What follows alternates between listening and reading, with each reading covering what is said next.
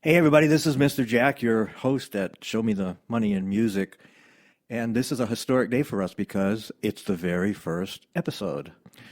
There's going to be a lot more to come, and in each episode we'll be tackling different aspects outside of the ordinary, normal, perceived ways to make money in music, namely performing. We know about that, although we will be discussing how people get paid and gigs and so forth. But I don't want to dwell on that today. I'm really happy to welcome my old friend. I guess we've known each other 10 or 15, maybe even close to 20 years now. I don't know. But he's a very interesting cat. He's a very interesting character because he's not a musician. He's not, doesn't play an instrument, doesn't sing. He's a lyricist, but he's got a lot done for himself and has some insights in some very specific areas that I'd like to share with the listeners that tune into this podcast or website or whatever. My friend is from Pennsylvania, and his name is Mr. Michael Max McGee. Good day, Michael. Good day, mrJack. How are you, sir? I am peachy keen and wonderful. It's a pretty nice day out there today in Nashville. We're in a little studio up in the Hendersonville area. This is Johnny Cash territory. What I want to dive into, Max, is, first of all, you've won more songwriting contests than anybody I know. How many have you won over the years? 11. I'm hoping for the 12th on the 30th of October. I'll find out. But that doesn't include ones where you've been an honorable mention. Those are the ones that you've won, Yes. right? Outright. Yeah, those are outright wins and many, many more with finalists. Right. So you've done quite well with these songwriting contests, and some of them. Let's run down the ones that you've won. Well, it started in 2003 with the Great American Song Competition up out of Washington State. Went to John Lennon Song Competition. Very famous, yeah. Yes, and we not only won our category, but we were the John Lennon Award winner in that contest. We went from there to the Australian International Open Competition, which we've won 3 times. You've won that same contest 3 times. Right, and when they moved away from just the international part of it and just the Australian, we won the rock category in that one a year or 2 ago. We won Song d'Or in the pop area. We've won the Song of the Year in country. We've won Mid-Atlantic in country and bluegrass. We've won I can't even think of them all. But generally, but pretty much every contest we've entered, we've either been in the finals. The UK song competition, we won also. So, are there any notable song competitions out there that you've just never entered, that you're thinking about entering? Because you've named quite a list of them there for our listeners. Well, most of them that I think are legitimate, I've entered. And they all have websites, of course. They Yes. can find them by name. Just look them up. Yes. Songwriting contests. Some you be careful with because they may not be legit. But most of them, like the International Song Competition, Some have been around for many, many years, decades. Yes, and they have the USA competition. They've been around, and they have lots of alumnus that are out there that are now famous. And they have famous judges, most of these, right? They have very reputable, if it's a reputable contest, they have name artists and professionals Yes, judging, right? They all do. If you have a major competition and you don't see a judge that you've recognized somewhere, maybe not the one for you. So you've been in all these contests, and has it changed? Let's talk about your take. Let's talk a little bit about your winnings, because I know some of them, there's quite substantial prizes given out. And then I think in our previous conversations, you've told me that they've kind of backed away from that a little bit over the years. So tell me how it was and how it is now. Well, a lot of the competitions, do have significant cash or kind of prizes that are in kind. Like music gear? Music gear or, just other things in general, copyright stuff, all kinds of things. Any like with a single song pub deal, anything like that? There's none that I know of that offer a single pub deal, but a lot of them, if you win, you get enough notoriety sometimes that some of the publishers will, in fact, look. In fact, some of the judges, who are listening, if they find a song of yours that they really like, they will contact you after the contest. There's a lot of professional ears get to hear you when you enter all these contests. How many contests do you think would you estimate that you enter every year? Probably about 10. Wow. It's like almost one a month that you're entering. And they come at different times, so you have to watch the kind of entry dates and stuff. But there's a lot of them, and a lot of them will announce their winners late fall, early spring. So hopefully, knock on wood, I'll be hearing. Well, I'm sure it's gonna continue for you. And what we need to dive in is and I'm sure our listeners out there are wondering, how does this guy do it? He doesn't play an instrument, doesn't sing. What the heck is he submitting? And you've been saying, referring to your wins in these songwriting contests as we. You have a musical partner that you've worked with for many years that handles some of the aspects regarding the music, although you produce the demos yourself, right? Well, I have a partner that I've written with, early on a lot, but I now write with people all over the world. And it's nice to see the different styles that people have. So I started out, writing with my co-writer up in Maine, Jeff Moxie, and we won a contest with that, the Great American, to start out with, and went on, and I put ads into a kind of, I guess you would call it a website back in the day, like 2005, for Eileen Jackson up in Canada. I put, an ad in there and saying I was looking for co-writers, and 6 months later, nothing. And then all of a sudden, the same day, two of my co-writers wrote me and said, yeah, I want to work on this song. So you've found quite a number of co-writers, and you've through the web, I would say, Yes. mostly, but you've also won with a variety of different co-writers. Yes. It's not just one co-writer. Right. Although you found somebody that your partner Rolf is he Swedish or? He's from Switzerland. Switzerland. And he's very prolific. He has his own band. He has his own music school. But you found him the same way, right? That's one of the people in that ad that answered in 2005. And you've written a plethora of songs with him. Yes, dozens and dozens and dozens of songs. And he's Rolf what is Rolf's last name? Schneider. That sounds like a Swiss name, Schroeder. He's also a regular performer over there, right? And these songs that you have written with him, he performs them, right? They sure do. And, he really, over there, it's really nice because the PR over there, Suiza, which I'm in as well. Yeah, I want to talk about that as well. So about the PROs and how it affects you. But let's go back to what you've done with Rolf and how that gets done. Well, with Rolf, he produces his stuff over there a little bit on his own, and he has his band, so he's out playing. And the nice part about that is, with Suiza being a state thing, every place you play, every gig, you have a playlist of the songs you play, and you get paid for that. Yeah. Now, this is a new development in PROs, which is the what we use for to shorten the name of these companies, which are performance rights organizations, BMI, ASCAP, CSAC in this country, and there's only 3 in this country. But how is the money collected by PROs in Europe, for instance? Well, in Europe, my PRO over there is Suiza. And they handle for multiple countries? They handle everything outside of the USA and Canada, which I'm BMI in. So BMI pays you for your Canada royalties if you get airplay up there, or? Yes. Now, the fact that they pay for live performances, I don't know about with Suiza, but with BMI and ASCAP and CSAC, that's a relatively new development for them. They didn't always do that. In fact, I only recall them starting to do that just a few years ago. And the nice part about, some of the outside of the USA PROs is they're very, very good at not only, the gigs, because they have to provide the playlist and everything, right, but they're very good at clocking every place it plays if it's on radio. Whereas BMI, ASCAP, they just only have certain stations. So you think that the Suiza formula for collecting royalties, or at least adminning the play of music, live music, and music on radio and TV over there, you think they do a better job of it than our ASCAP, BMI, and CSAC? Almost all the PROs in Europe and across the world do better than the 3 here, because they do performance as well as mechanicals. They will collect your mechanicals for you too, whereas you can't get that here in the U.S.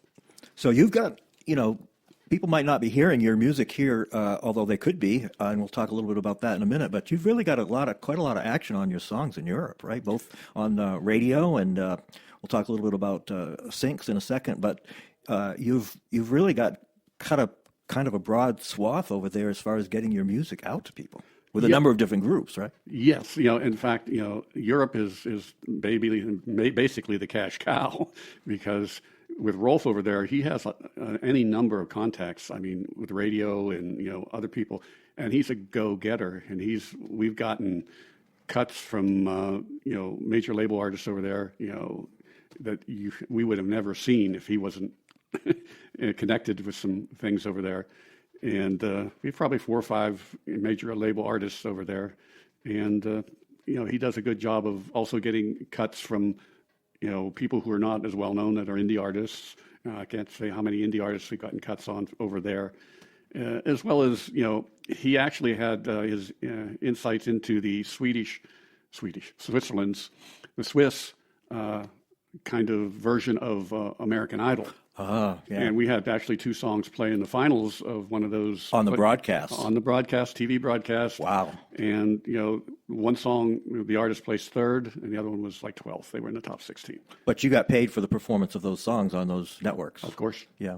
So people, you found Rolf, and Rolf is a musician and a producer and also a performer. So the songs that you write with him, he demos for you pretty much? Well, or do you get people to demo songs you write with him? Well, initially, Rolf was not as proficient at producing. So the earlier times, I would get them done at a studio in Brentwood here in Tennessee, Jason Garner Productions, and Jason would demo them and make sure that everything was there. It was, give us the wave files, all the stuff we needed, and then I would ship them off to Rolf.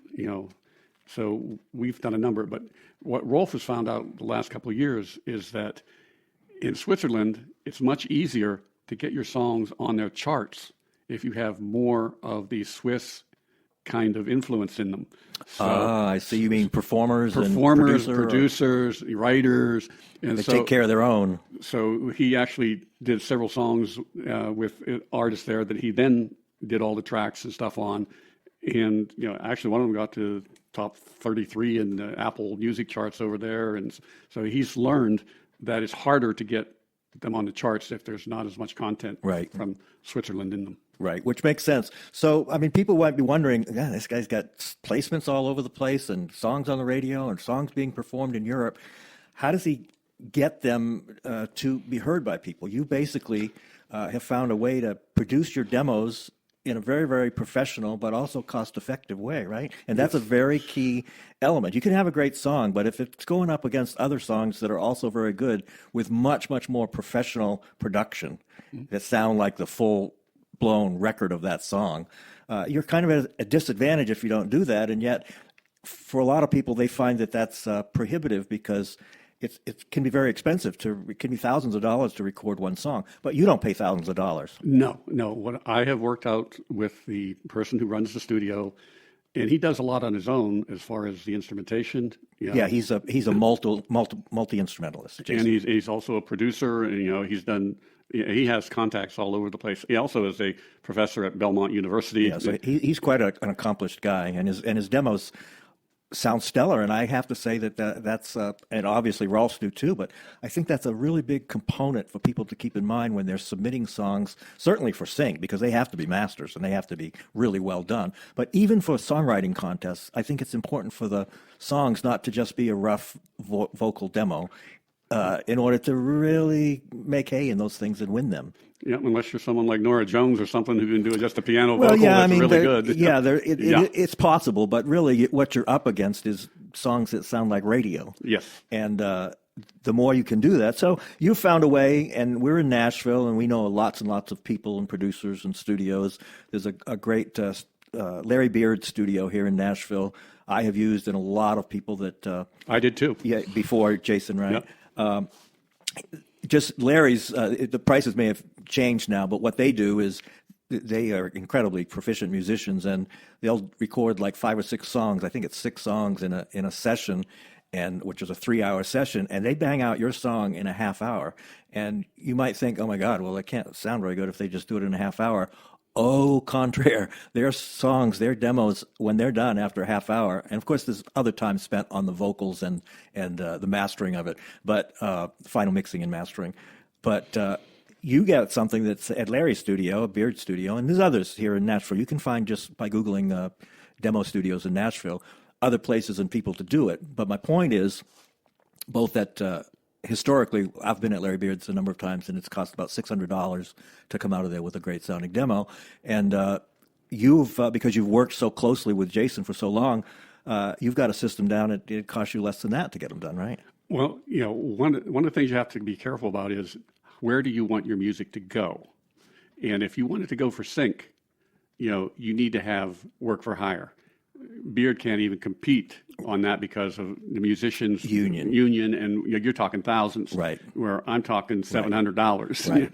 And so let's go into the sync world a little bit. That's part of the demos that you have made for these contests. You make sure that they're quality enough and mastered properly and protected in the right way to submit them to licensing houses and so forth, right? Correct.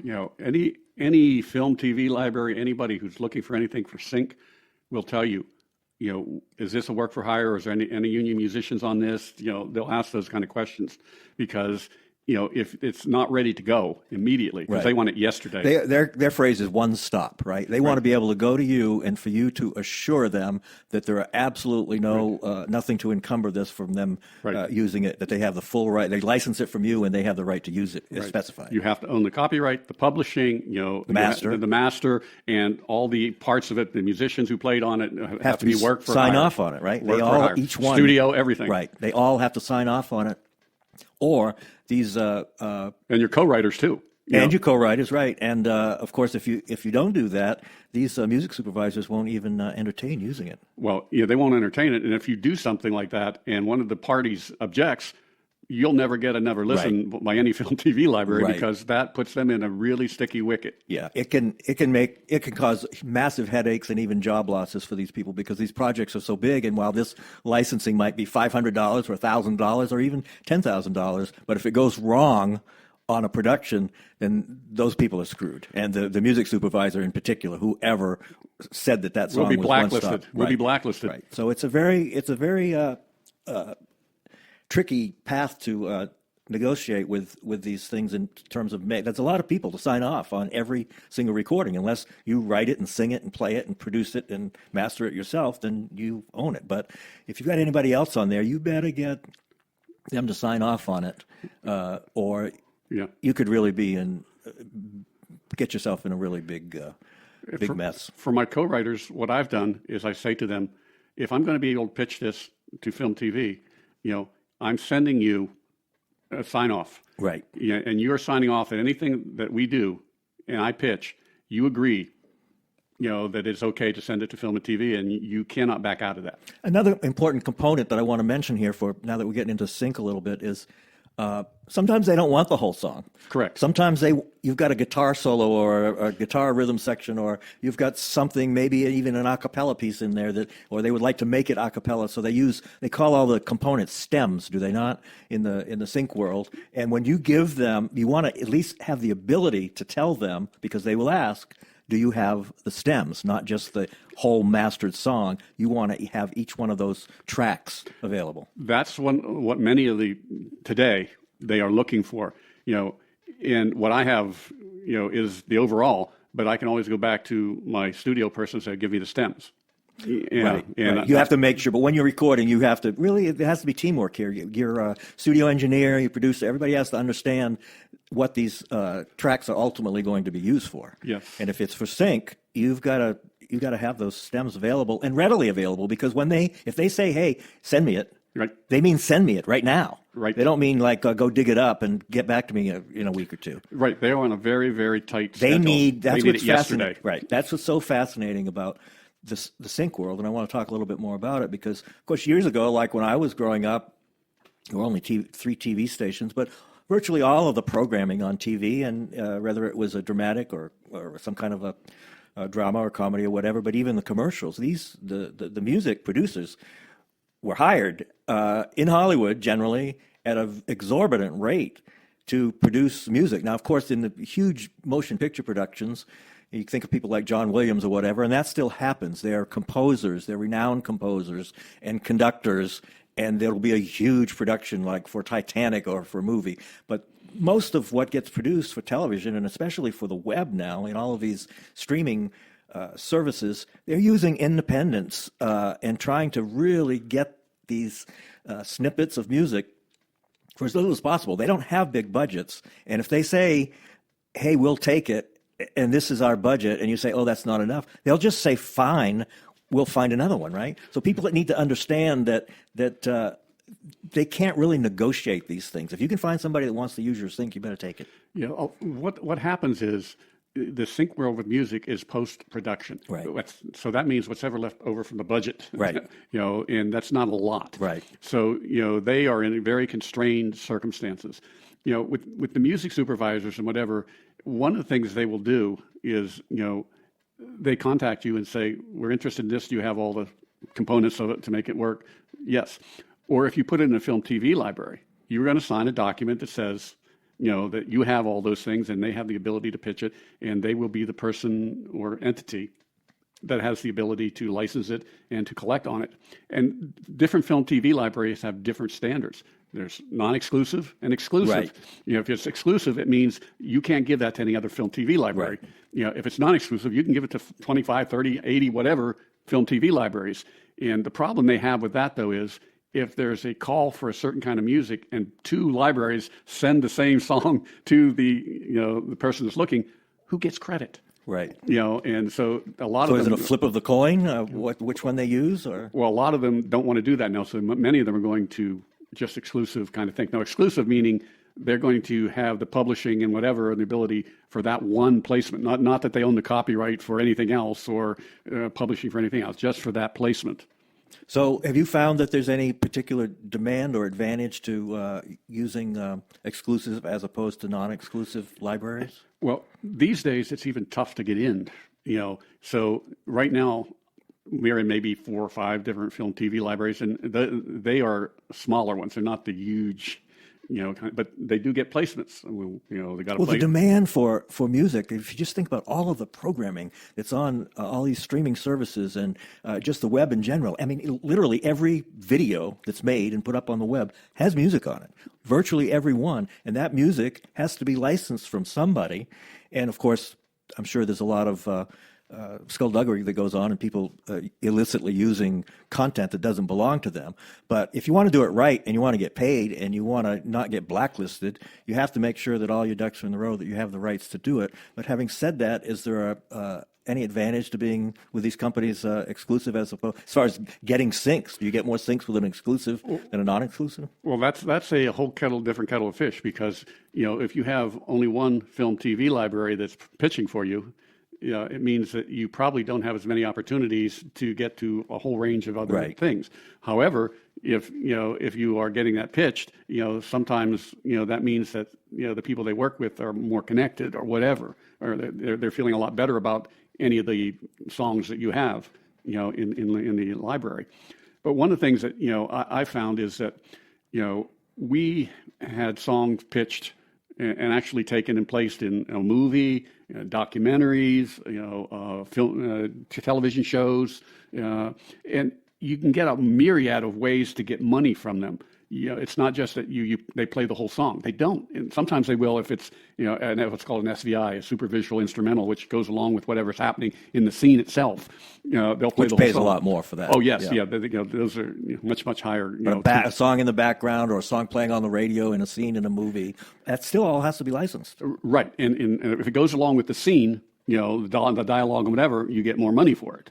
You know, but if it's just fill in, you know, something to fill the air, right? You know, it's segue. You know, but background instrumentals, you know, those kind of cues. You know, I mean, we've had anything from 3 seconds to a minute and a half. You know, wow, just 3 seconds. 3 seconds. Wow. CMT, 3 seconds on CMT. Now, how much did you get paid for those 3 seconds? Not much. Schmidt, as we say. Show me the money in music. It depends on how often that's played. if it's only played once, you're going to get, pennies. Right. If it's played more than that, you may get dollars. Right.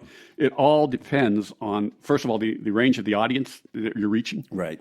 So if you're in, Titanic, you're going to use major motion picture. There's a lot of money there as opposed to maybe some small local TV production or whatever is going to be. Well, like for instance, the song that we placed in an Anne Hathaway movie, One Day, which was only an HBO home, HBO movie. It wasn't made for TV, made for HBO. Yeah, it wasn't for theaters and whatever. That's still paying for us. You go all over the world. I get royalties on my statement from Mongolia and other places where it's playing because it just goes down the line. And if it gets another life of some sort, people are more interested, and it goes back around, you get more. But it paid very, very well. It was non-exclusive, for that one.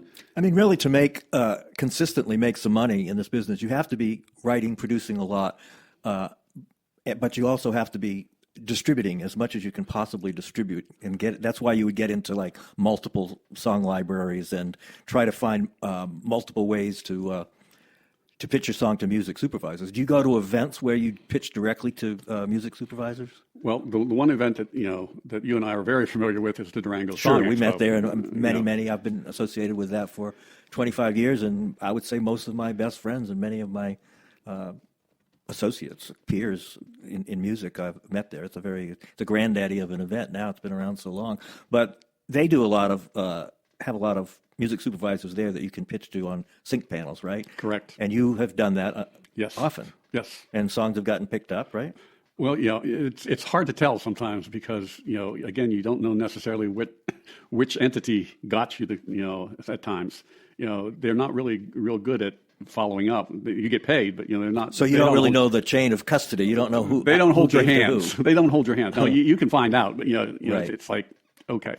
But for instance, I have no idea, absolutely no idea, how my song "You in Texas" ended up being played at the Texas state football, basketball, soccer, women's volleyball championships.